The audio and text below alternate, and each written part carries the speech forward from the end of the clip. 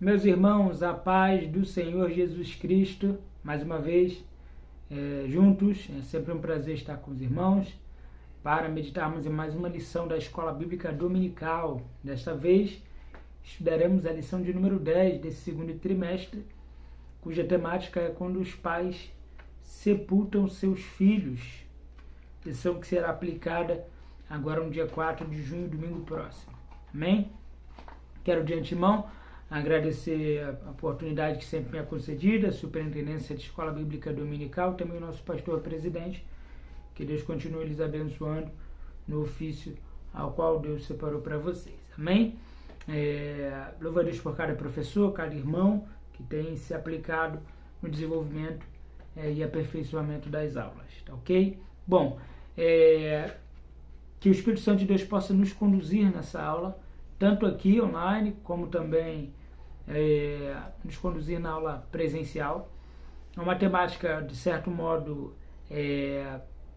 delicada de nós falarmos, principalmente quando não se há uma experiência dentro dessa questão, não se tenha essa vivência, não se tenha passado esse luto por pessoas próximas, mais voltadas no caráter familiar mesmo, né? Um pai, uma mãe, um irmão.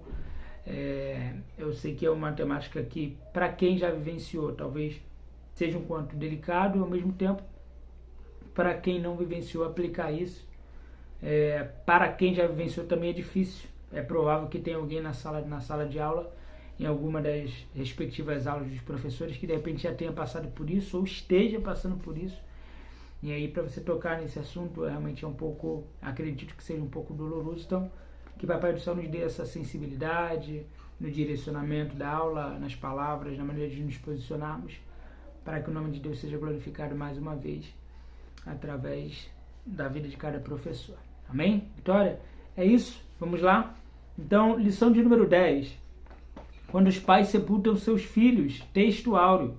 2 Coríntios capítulo 4, versículos 8 e 9 diz assim: em tudo somos atribulados, mas não angustiados, perplexos, mas não desanimados, perseguidos, mas não desamparados, abatidos, mas não destruídos. Verdade prática: não devemos ser indiferentes à morte inesperada, mas também não podemos nos desesperar como quem não tem esperança. Então, ou seja, a gente não pode ser indiferente com as pessoas mediante a uma perda inesperada. Todavia, o desespero não pode nos dominar, ok? Senão nos leva a um comportamento de desequilíbrio. Então, o que o autor aqui está dizendo diante das perdas, as nossas reações, o nosso comportamento, o nosso posicionamento, ele vai ser muito importante para que a gente possa passar por esse processo. Até porque o cristão em si, ele tem dentro de si, ele cultiva em si a esperança e a certeza, na verdade, né, de que um dia nós estaremos com Cristo na glória. A interrupção da nossa vida, ela não é uma interrupção eterna, ela é uma interrupção momentânea. Tá? As aflições do tempo presente não podem se comparar com a glória que há de ser revelada. Há uma glória reservada para os cristãos, há um céu reservado para os cristãos na presença de Cristo, a ressurreição é verídica, então isso nos traz o consolo e o conforto no meio das aflições, no meio da perda e no meio do luto. Amém? Leitura bíblica em classe, tenho certeza que você vai fazer, bem como também leitura diária. Acredito que não seja necessário nós citarmos aqui. Mas vamos então à introdução. A introdução vai trazer para nós a respeito de Jó, que era um patriarca, um homem próspero, que tinha uma família feliz e desfrutava de razoável segurança. Sua esposa era mulher dedicada à casa e tudo parecia dentro da normalidade até que a tragédia familiar se abateu sobre a casa. Nesta lição, estudaremos a respeito da morte dos filhos de Jó e como a família do patriarca passou por essa tragédia. veremos que a experiência de os pais sepultarem os filhos talvez seja a experiência mais dolorosa na vida humana. E ao mesmo tempo, como podemos encontrar na Bíblia, a palavra de Deus é consolo diante desse quadro. Então, a questão de sepultar os filhos, de acordo com o comentarista aqui, provavelmente seja a experiência mais dolorosa que possa existir. Dentro do que eu falei anteriormente, das pessoas que possam ter passado por experiências tais, ou pessoas que passaram por essa experiência recente, eu acredito, fica aqui uma orientação para desenvolvimento em sala de aula, caso haja e a pessoa ela se sinta confortável em opinar ou contar um pouco da sua experiência, acredito que seja de suma importância, fundamental. Talvez essa pessoa ela tenha conservado isso há muito tempo e nunca se abriu, e aí se encontra um espaço dentro da sala de aula, já que a temática ela vai direto ao seu encontro e ela encontra um espaço ali para falar. De repente seja um momento de cura, um momento de refrigério, um momento de alívio e inclusive um momento de aprendizado para aqueles que um dia pode ser que passem por essas circunstâncias caso Cristo não venha resgatar a sua igreja. Infelizmente ou felizmente, essa circunstância da vida não está sob nosso controle. É natural no ciclo da vida que os filhos enterrem os pais, mas o oposto imagino que deve ser de fato muito doloroso, tá ok? Não que não seja quando os filhos enterram seus pais, mas acaba sendo um ciclo natural da vida, mas Deus ele nos dá força para seguir em frente. Amém? Vitória? Então, vai trazer aqui para nós essa experiência que Jó teve de perder os seus filhos, bem como outras coisas que ele perde ao longo da sua vida, ou no início da narrativa ali que nós temos no livro de Jó. Amém? Vitória? Vamos lá. Tópico de número 1 traz para nós a família de Jó. Aqui nesse primeiro tópico teremos 3 pontos a dialogar, que é primeiro quem era Jó, o segundo ponto a esposa de Jó e o terceiro ponto os filhos de Jó, ok? Então aqui o autor dessa lição ele vai procurar desenvolver uma narrativa, né, na verdade trazendo para nós um estudo a respeito de quem Jó era, onde ele habitava, o momento em que ele viveu, e aí é importante destacarmos algumas questões de fundamento teológico, como os estudos que consideram, né, as pesquisas que consideram o livro de Jó sendo o primeiro dos livros escritos, tá? O primeiro livro de toda a Bíblia seria o livro de Jó.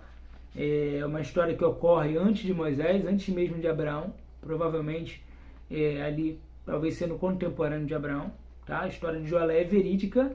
Há citações de Jó em livros do Novo Testamento que trazem essa sustentação para se considere uma história verídica, tá ok? Nós percebemos a partir da narrativa da história de Jó, que é ele quem oferece sacrifício pelos seus filhos. Se é ele quem oferece sacrifício, ele se posiciona como sacerdote, e logo compreende-se que na lei mosaica quem oferecia o sacrifício não era o pai, era o sacerdote. Então isso já é um comprobatório de que é antes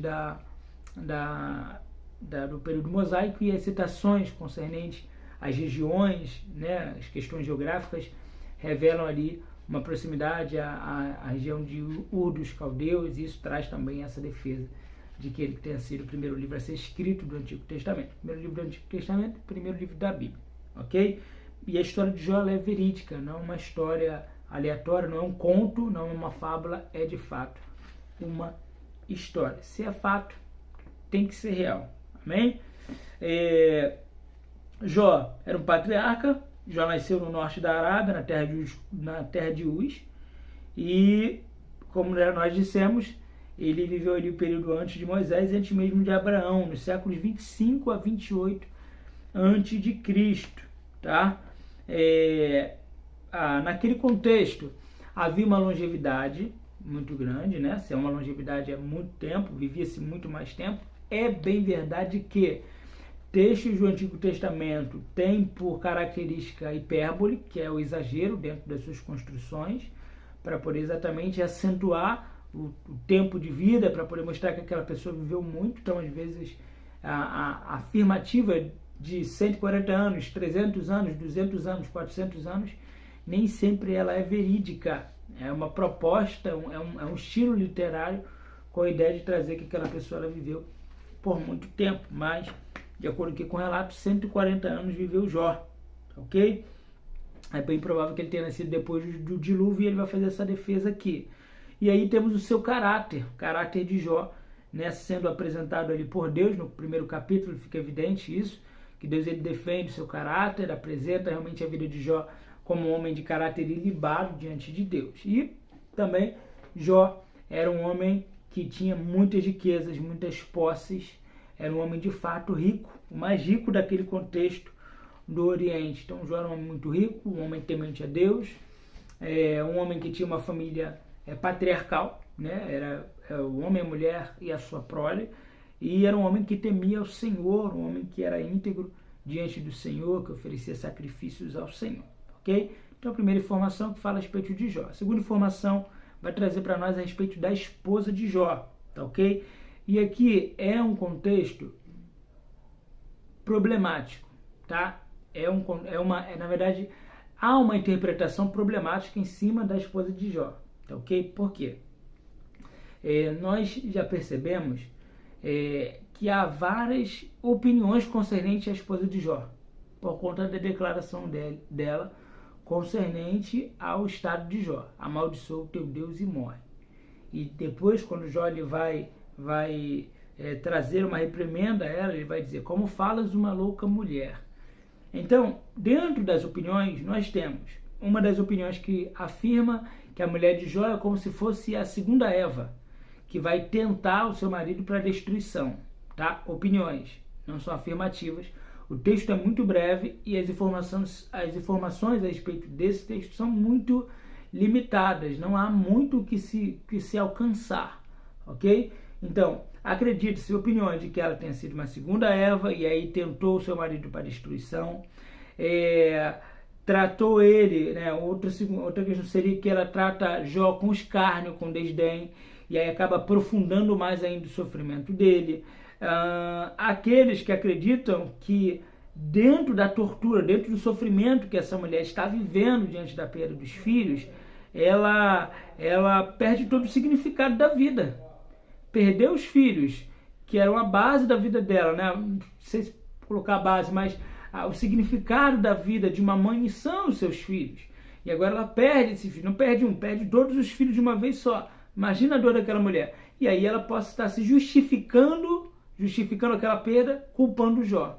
Então é uma outra opinião. E a última opinião, que eu acredito que seja a mais correta para ser aplicada, exatamente tendo esse sentimento de compaixão e de tentar entender o sofrimento de uma mulher que perde todos os seus filhos, que é exatamente um sentimento, ela se move de bondade por conta do seu marido, porque o estágio que Jó chega, irmãos, não é um estágio fácil, tá? Um estágio realmente muito crítico, né? Ele está num estágio tenebroso, irmãos.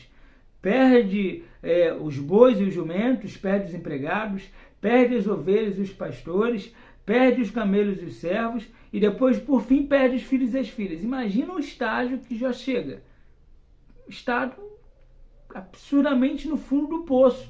Se tinha lugar mais fundo do poço, ele estava lá. E aí essa mulher agora vê o seu marido nesse estágio, ela como se ela se sentisse compaixão. A opinião que eu acredito que prevalece, ela sente compaixão do seu marido. Fala o seguinte: ela amaldiçoa o teu Deus e morre.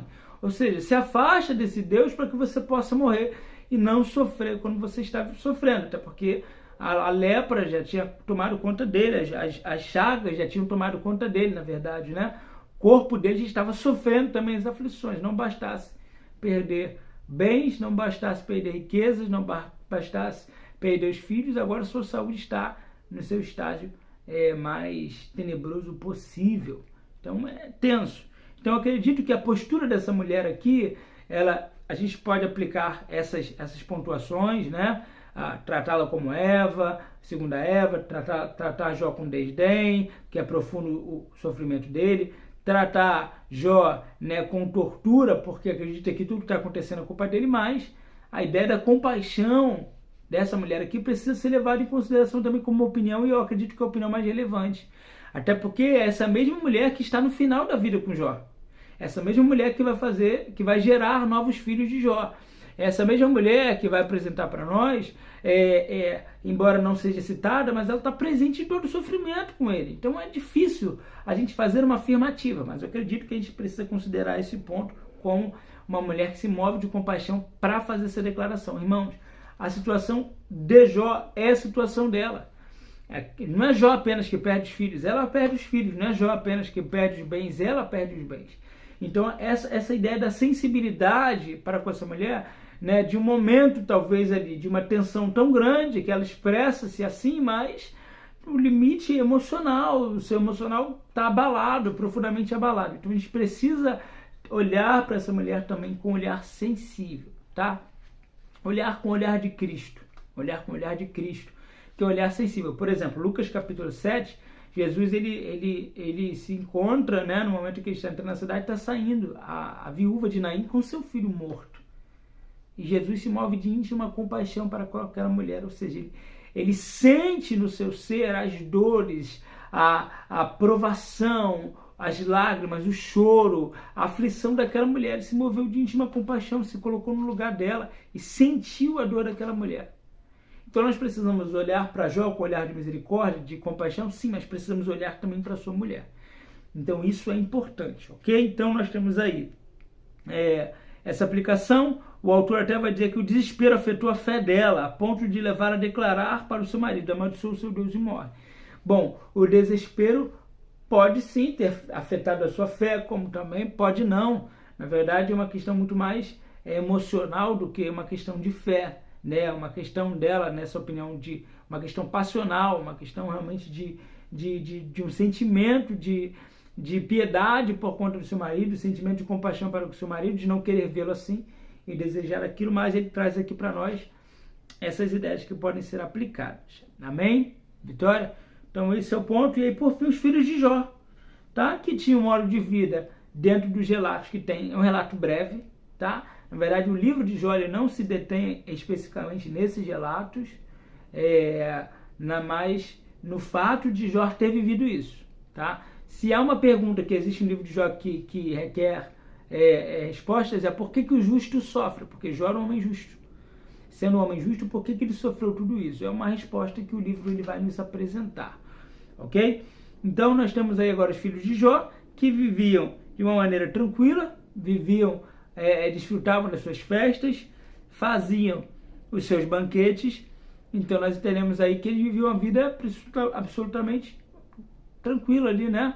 Desfrutando da riqueza que Jó tinha e tudo mais. Só que nós vamos ver também que Jó era zeloso e vai oferecer sacrifícios contínuos pela vida dos seus filhos, concernente ao fato de eles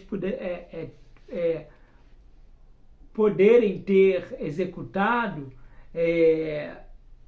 iniquidades contra o Senhor. E aqui a ideia de iniquidade, dentro desse contexto, não fala apenas de algo que eles fizeram de errado, mas às vezes na negligência de deixar de fazer o que é correto, ou no momento em que eles se preocupavam muito em festejar, acabavam deixando de lado essas questões que eram primordiais ou importantes para uma vida de relacionamento com o seu Deus, dentro daquele contexto, e aí acabavam não cumprindo com aquelas ordenanças divinas que Jó passava para eles, orientava eles concernente àquilo que ele entendia que era divino. Ok? Amém? Então nós temos aí a vida de Jó, quem era Jó, a esposa de Jó e, por fim, os filhos de Jó. E a gente assim fecha o primeiro tópico aí, ok? Querido professor, vai falar sobre Jó e sua esposa foram surpreendidos pela morte dos filhos, razões para a tristeza do luto de Jó e sua mulher e a fidelidade do Senhor em meio à dor. São os 3 pontos que vão ser necessários destacar aqui agora para a gente poder extrair aprendizado. Amém? Então, olha só. O primeiro ponto aí, Jó, dentro do segundo tópico, né, lidando com a morte dentro da família, Jó e sua esposa foram surpreendidos pela morte dos filhos. Tudo acontece de maneira muito rápida a partir do relato. De acordo com a narrativa, parece que de fato não há nenhuma interrupção de um fato para o outro. As circunstâncias, elas ocorrem não simultaneamente, mas uma seguida da outra de maneira muito breve, um espaço muito breve. Então, primeiro, vem um servo e fala que os bois e os jumentos empregados foram embora. Daqui a pouco vem um outro servo e fala que as ovelhas e os pastores foram queimados. Daqui a pouco vem outro servo e fala que os camelos e os servos foram também levados. Daqui a pouco vem o outro que fala dos filhos. Então, assim, quando você lê a narrativa, é um bombardeio em cima do outro. É uma pancada em cima da outra, é uma notícia ruim em cima da outra, é um desastre em cima do outro. Então você já para e pensa que se de fato isso ocorreu de maneira sequencial, num curto espaço de tempo, a mentalidade, a mente de Jó, não apenas a de Jó, como também a de sua esposa, elas devem ter ido a 1000. Elas devem ter ido a 1000. Quando a gente faz uma análise prática, uma análise contemporânea ou empírica, né, das experiências que a gente teve, a gente percebe que às vezes acontece determinadas coisas no dia ou na semana, que é uma situação atrás da outra e você fala, meu Deus do céu. Agora você imagina no nível que Jó e a sua esposa passam, porque é sempre importante a gente falar isso. Embora Jó seja predominante dentro da história, da narrativa, né, ele seja o personagem ali principal e interlocutor, né, com Deus ali, naqueles diálogos e tudo mais, ainda assim a gente não pode dispensar a presença da mulher. A mulher está participando em todo o processo. Então, tanto Jó quanto a sua mulher recebem notícias pesadas. E eles chegam, passam pelo estágio do tudo ao nada. Eles saem do tudo ao nada, de fato. Né? E aí, então, uma coisa é quando nós estamos esperando determinadas circunstâncias adversas que possam nos sobrevir. Então, isso, de certa forma, nos deixa mais cautelosos, preocupados, atentos, né? Se qualquer hora pode dar ruim, qualquer hora pode dar problema. Agora, quando você é surpreendido, quando você é pego de supetão, você não tem como mensurar a tua reação. Por exemplo, se fizermos uma pergunta uns aos outros, ou perguntarmos em sala de aula, o que você faria no lugar de Jó? Aí é fácil, a gente vai saber responder com tranquilidade. Não, eu faria isso, eu faria aquilo, eu faria aquilo outro. Algumas pessoas vão ser usadas ao ponto de afirmar o que elas vão fazer, o que elas fariam em circunstâncias semelhantes. Todavia, quando se vive como eles sofreram, irmãos, é difícil a gente fazer, de fato, uma afirmativa de que nós conseguimos. Não, eu vou administrar assim, porque na hora da surpresa, na hora que nós somos pegos repentinamente, nós às vezes nos surpreendemos com nós mesmos, ok? Então, aí vai dizer sobre os versículos 18 e 19, relata o momento em que a notícia da morte de Jó e seus filhos chega à casa de Jó. Quando tudo parecia normal, a morte os surpreendeu, todos os seus filhos morreram. Deus não nos criou para morrer, mas a morte é uma maldição divina do pecado, e só o Senhor Jesus foi capaz de cravar essa maldição no lenho de sua cruz no Calvário. Então, primeira coisa, nós não fomos feitos para morrer. Quando Deus cria o homem e estabelece o homem no Jardim do Éden, a princípio, o projeto de Deus é que o homem fosse eterno no relacionamento com ele. Todavia, a desobediência a Deus, o pecado, por conta da desobediência, o pecado, acabam trazendo danos ao homem, trazendo consequências ao homem, bem como também à mulher. Mas o homem, na sua questão humana, na sua questão estrutural, de ser humano, né, como ser, ele agora vai pagar, vai receber a sua recompensa por aquele pecado que é a morte. Essa morte, ela é tanto uma morte espiritual quanto física. A morte espiritual que diz respeito ao relacionamento entre o homem e Deus, que foi quebrado, e a morte física, que anteriormente não era um projeto divino, mas agora, por consequência do pecado, passa a ter vigência sobre a vida de todo o ser humano, toda a humanidade. Então, ele vai dizer assim todos ficam perplexos diante da morte, e principalmente quando envolve alguém mais próximos a nós. Por isso a palavra de Deus nos mostra que devemos estar conscientes quanto à realidade da morte, ou seja, o que o autor está querendo nos trazer aqui é que nós precisamos ter essa consciência da morte, ter essa percepção de que a vida, assim como a gente vê narrativas, textos de Salmos, Provérbios, Eclesiastes, que vão trazer para nós que a nossa vida é como um sopro, que a nossa vida é frágil, que a nossa vida não está sob o nosso controle, que o homem ele é como a fumaça do mar, né? como a fumaça do mar ali dentro do seu tempo ali de frio, aquela fumaça que de repente sopra um vento, o sol nasce e daqui a pouco aquela fumaça ela se espalha, né? Ela vai se dissipando.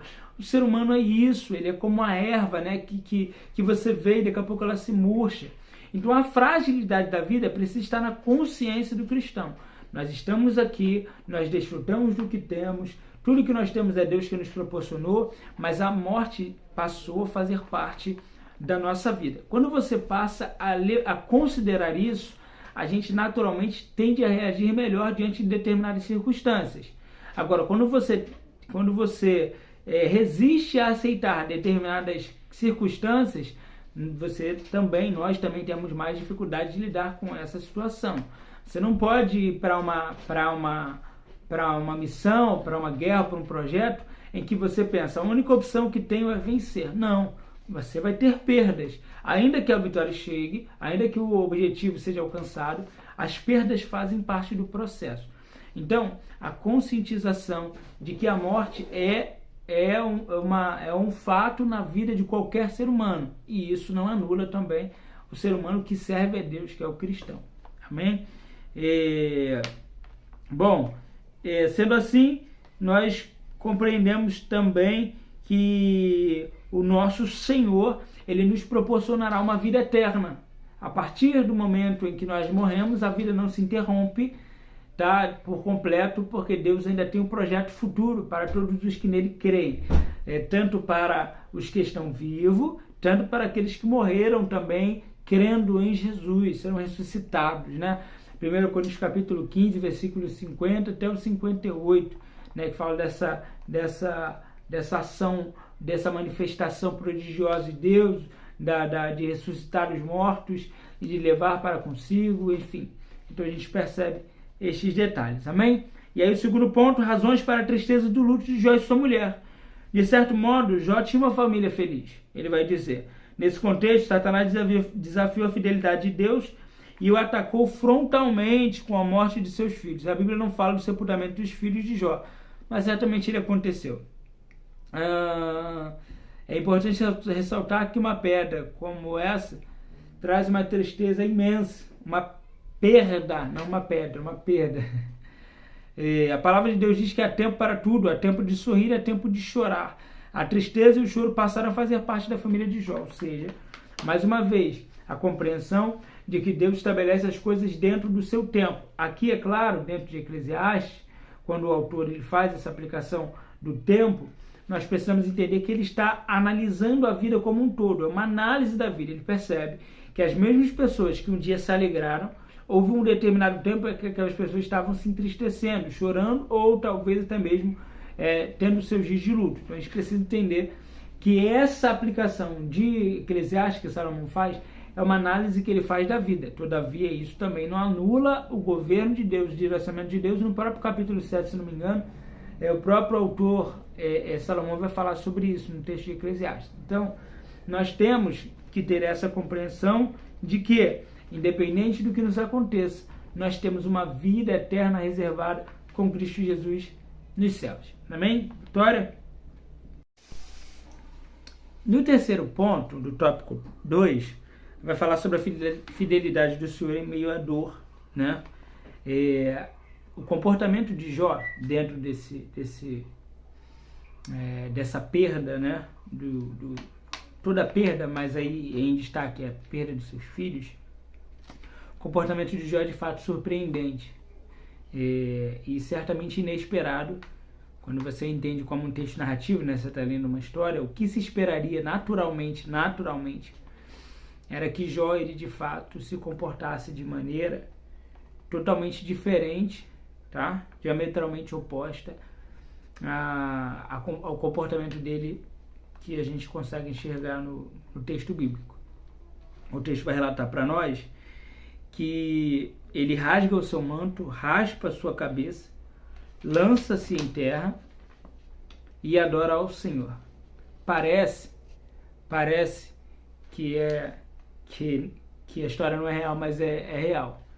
Ele exatamente faz isso. Ele adora ao Senhor no meio de toda aquela dor, no meio de todo aquele turbilhão, no meio do seu luto, no meio de uma destruição absoluta de tudo ao seu redor. E isso realmente é incrível e nos dá exatamente uma outra perspectiva dentro dessa história que parecia levá-lo ao fundo do poço, tá? O texto vai relatar que essa passagem, o autor aqui vai destacar que essa passagem bíblica, ela nos mostra que a dor da perda não passa, mas o processo de aceitação torna o luto mais digno. Então entenda, Jó aqui está adorando o Senhor, mas isso não quer dizer que ele não esteja sentindo a sua dor. Isso não quer dizer que ele não esteja sentindo a perda dos seus filhos. Muito pelo contrário, ele está sentindo. Só que dentro disso tudo, ele consegue compreender que Deus é o administrador disso, Deus está no controle disso. Embora gere-se os questionamentos, embora gere-se as dúvidas, ele entende que aquilo que ele tinha era Deus quem proporcionava. E se Deus proporcionou, e se Deus quem deu, esse mesmo Deus que teve a autoridade para concedê-lo, é o mesmo Deus que decidiu tirar dele. Você pode ler lá o texto de Ana, né? Deus é que dá vida e tira a vida, faz descer a sepultura e faz tornar dela. Ou seja, uma compreensão de que Deus ele é quem cerrou a madre dela e Deus também decide abrir a madre dela. Então, algumas conclusões a gente de fato só vai vivenciar a partir da experiência. Só vai vivenciar a partir da experiência. Então é o seguinte, ele vai afirmar: no saí do ventre da minha mãe e nu tornarei para lá. O Senhor deu, o Senhor tomou, bendito seja o nome do Senhor. Ou seja, e aí o texto ainda vai relatar que em tudo Jó não atribuiu falta alguma a Deus. Ou seja, ele compreende exatamente a existência humana. Ele compreende a existência humana, o governo divino, mas isso revela que Deus, ele de fato, ele permanece sendo Senhor de Jó mesmo em meio à dor, mesmo em meio à dificuldade. Deus era o Deus de Jó. Deus não deixa de ser um Deus fiel, Deus não deixa de ser um Deus justo, Deus não deixa de ser bom por conta da perda que Jó está sofrendo, né? Porque diante das perdas, muitas das vezes a nossa postura é exatamente de justificar ou de achar um culpado. O culpado por conta disso é Deus. Então Deus é ruim, Deus é mau, por que Deus faz isso? Cadê o amor, cadê a misericórdia, cadê a compaixão, né? Cadê a bondade de Deus? Parece que desaparecem diante das circunstâncias adversas. E já está mostrando que não. Já está mostrando que Deus ele permanece fiel dentro disso e por isso ele permanece a adorá-lo também, né? Não por aquilo que Deus dá a ele, mas por aquilo que Deus é para ele, tá ok?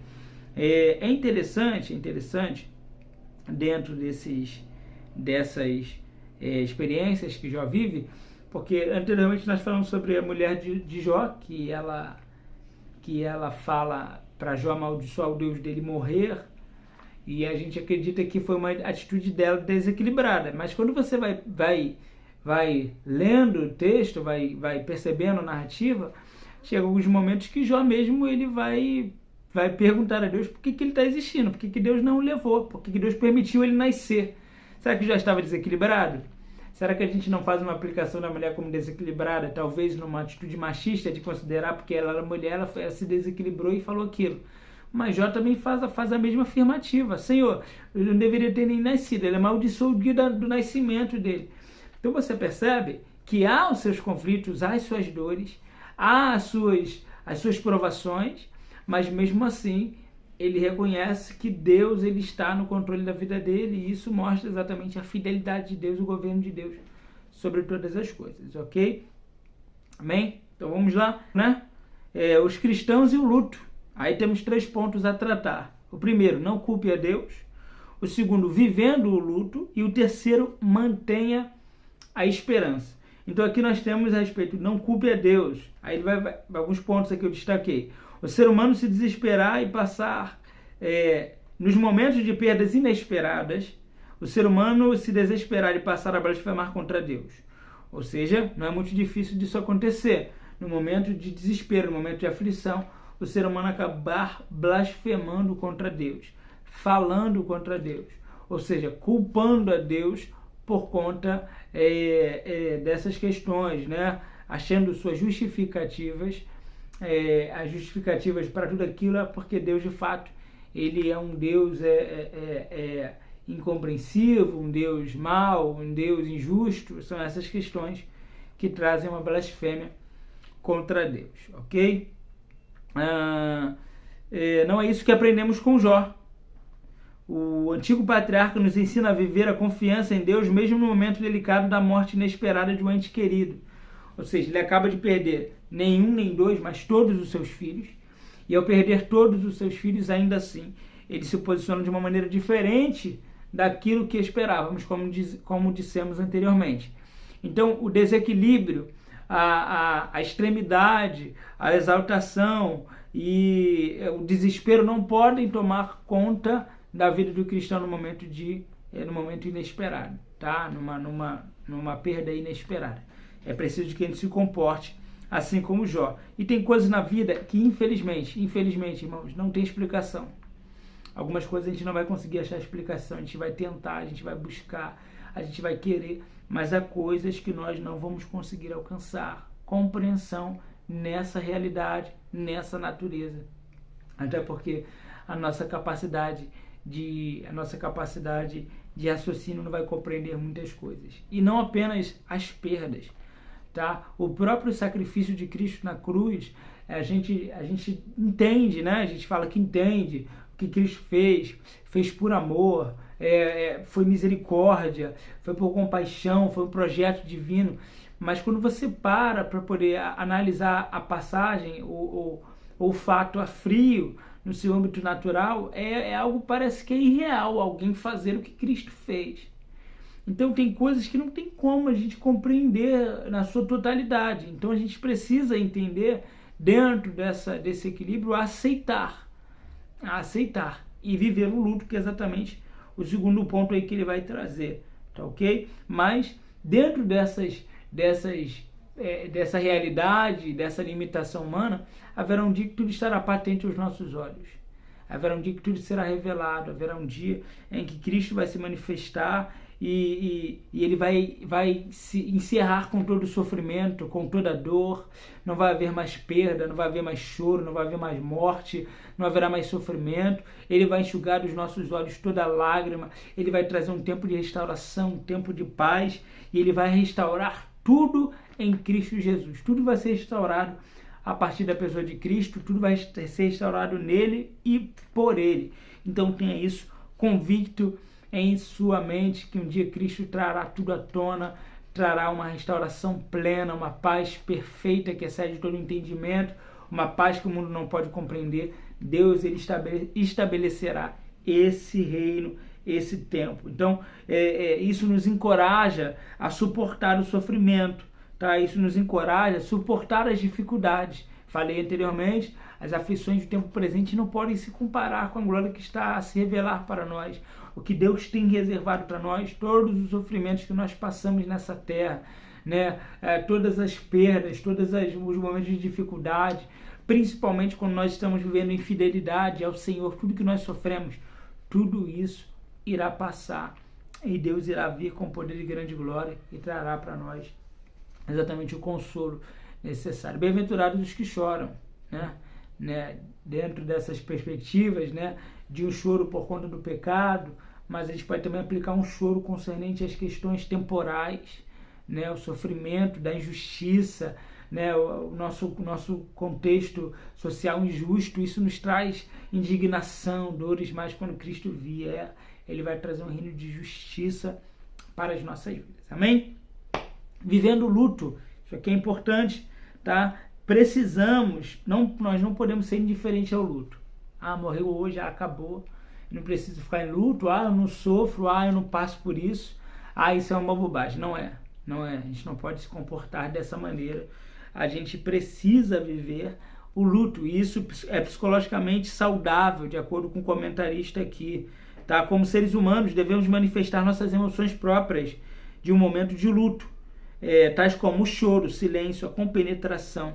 Então, são momentos naturais. Isso precisa ser vivido por quem está passando. Essas emoções precisam ser manifestas por quem está passando o luto, mas também precisam ser consideradas por aquele que está presenciando o luto do outro. Então você não pode exigir que o outro não venha viver o luto dele. Ah, não, já morreu. Davi, depois que o filho dele morreu, comeu, adorou o Senhor, tem que adorar. Não, respeita-se o tempo de cada pessoa, o tempo do luto de cada pessoa, o choro dela, o silêncio dela, o momento de compenetração, o momento de absoluta reflexão. Por exemplo, o próprio texto de Eclesiastes vai trazer para nós sobre o momento de festa, o momento de luto, que o momento de luto é um momento de reflexão, um momento de reflexão da vida, um momento de análise da vida, né? E vai trazer inclusive uma importância para esse momento. Então a gente precisa saber respeitar o outro. Quantas pessoas são feridas porque não têm o seu luto respeitado? Quantas pessoas são às vezes ofendidas por alguém que já passou pelo luto, não tinha um laço tão intenso, e aí simplesmente considerou que aquilo passou rápido, e aí 1 semana, 2 semanas estava bem, e aí ele exige que o outro tenha o mesmo tempo de recuperação que ele. Não é assim. Nós precisamos ter essa consciência, ok?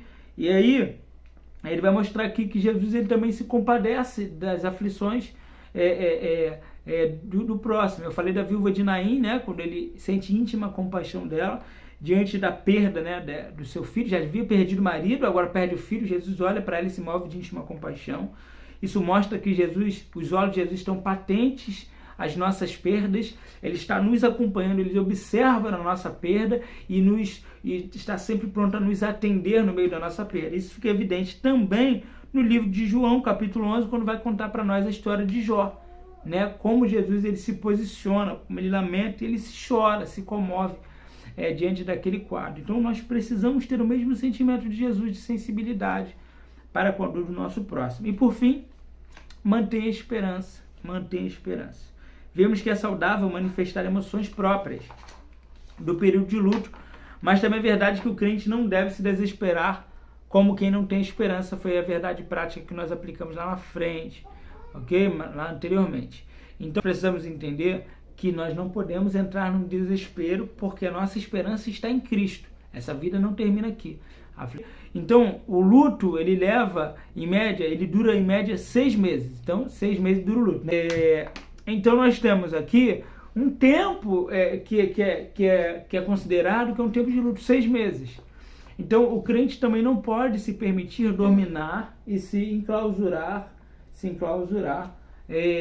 diante dessas circunstâncias. Come só direitinho, quem está, o pessoal vai ver ali, você comendo, você tem que comer direitinho, beleza? E aí então, a palavra de Deus, ela traz um consolo, tá? Traz consolo e conforto para a alma enlutada. E aí ele traz o texto de 2 Coríntios, capítulo 1, versículo 3 a 5. Isso aqui é interessante, porque Paulo vai falar o seguinte, que nós somos consolados por Deus na nossa aflição, e dentro desse consolo que recebemos de Deus, nós também temos condições de trazer consolo ao próximo. Então, o consolo com que somos consolados nos capacita para consolar o próximo nas suas aflições. Então, Deus ele nos consola em todas as situações, principalmente no momento da perda. Mas esse momento da perda também proporciona um aprendizado para aquele que está sendo consolado, porque um dia ele terá condições de consolar alguém. Amém? Vitória? Então, um dia, brevemente, estaremos para sempre com a pessoa querida que partiu em Cristo. Ou seja, isso aqui nos traz um consolo muito maior, de que um dia nós estaremos juntos, um dia nós nos veremos, um dia nós estaremos nos céus juntos, servindo, estando na presença de Deus, né? Estaremos sendo galardoados juntos, tá ok? E aí a conclusão traz para nós. Sem dúvida, a morte é uma experiência muito dolorosa para o ser humano. A de um filho, então, tem uma sobrecarga psicológica imensa. A dimensão da dor da perda de um pai, de uma mãe, é incalculável. Não tem como calcular, irmãos. Não tem como comparar. Eu já vivenciei isso por conta disso. Já vivenciei isso por conta disso. Por esses dias eu comentei algo com uma pessoa concernente a um animal que estava solto na rua. E aí eu falei assim, nossa, que perigo, né? Porque o animal tinha atacado algumas crianças.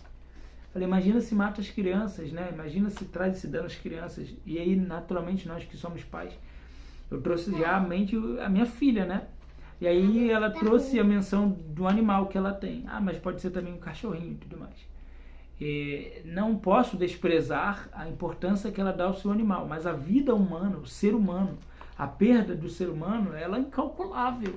Não tem como você comparar, mas eu tenho um animal como meu filho. Sim, mas não tem como você fazer uma comparação direta do ser humano para o animal. É distinto. Respeita-se as dores, entende-se os sentimentos, mas sabe-se que tem pessoas que têm animal como filho, de fato. Mas não tem como você comparar a vida humana com a vida animal, ok? Até porque Deus ele fez distinção de ambos, e o relacionamento de Deus com ambos é absolutamente diferente. E esse ser humano, ao qual Deus estabeleceu, ele mantém um relacionamento íntimo com ele. Então, é diferente, tá? Eu sei que isso parece ser um pouco complexo para alguns, talvez alguns até, né, dentro das sensibilidades que eu pedi anteriormente, de repente alguém se sinta ofendido, não se sinta ofendido, mas é o valor que Deus dá de fato para a existência, para o homem, e o valor que Deus dá ao animal, tá? O homem é a coroa da criação, o homem é a coroa de Cristo, tá ok? Então nós precisamos entender esse valor dele. Aí vai trazer aqui, por isso é importante levemos em conta esta declaração do salmista. Qual é a declaração do salmista? Ainda que a minha carne e meu coração desfaleçam, Deus é a fortaleza do meu coração e a minha herança para sempre. Se porventura você, professor, já passou por algum momento de perda de um familiar e de repente de um filho, Deus sobre a sua vida como uma fortaleza, a fortaleza do seu coração. Se porventura houver alguém na sua sala de aula, diga para ele, Deus é a fortaleza do teu coração, ele é a fortaleza para sempre sobre a tua vida. E no processo do luto não devemos culpar a Deus, mas manter firme a nossa esperança nele. O Senhor Jesus venceu a morte e ressuscitou ao terceiro dia. Essa é uma verdade consoladora e ao mesmo tempo esperançosa. Portanto, nesse momento é tempo de confiar em Deus. Não deixe com que as aflições roubem a sua confiança em Deus, a sua esperança em Deus, principalmente.